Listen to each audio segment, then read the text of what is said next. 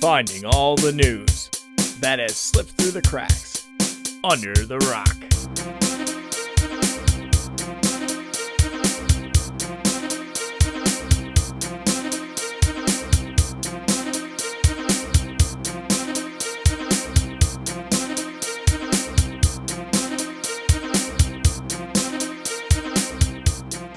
Welcome to Under the Rock News. I'm Chase Weston. I'm Erica Eastman.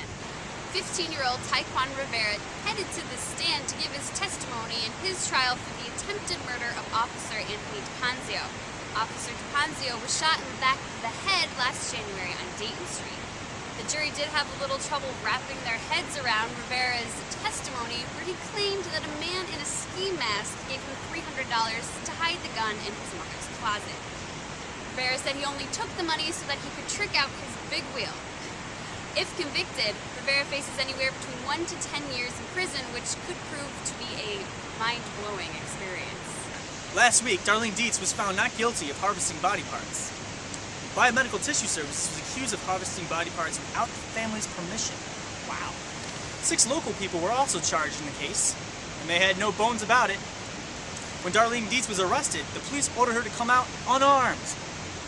When they announced the verdict, she was pleased because she didn't think that she was cut out for jail. Please, Chase, I really don't have the stomach for these types of jokes right now. Sorry, this story is just so ripe for the picking. This is our first episode. Don't you think we should put our best foot forward? Are my jokes too tongue-in-cheek for you? It's just the story is older than Don Elhart. Moving ahead. With school starting up again, many parents and teachers are concerned about the spread of the H1N1 virus, or swine flu. The World Health Organization said that over 1,200 million trillion bazillions of people will be affected. I'm gonna put up the shot of the Asians with the masks. No, we don't have one. Livestock being slaughtered, yeah? None of that, okay. Babe? No. Porky pig? Nothing? Okay, nothing. So hopefully it won't be as deadly as, SARS, MRSA, and that pesky bird flu. Speaking of dirty pigs, the Greece Police Department is still dirtier than a pigsty. Shame. Most recently, Sergeant Brian Ball was arrested for tampering with evidence and shredding documents. He joins the likes of Chief Merritt Ron and Gary H1N1 Gary Pignato. Deputy Chief Robert Trowbridge was also arrested for falsifying documents in the hiring of Gary Pignato. In case you missed it, here's a recap of the most troubles faced by the Greece Police Department. This little piggy ran a corrupt department, this little piggy hired scum, this little piggy shredded documents, and this little piggy got drunk and got into a car and snorted coke and hit a woman that led to her giving birth prematurely.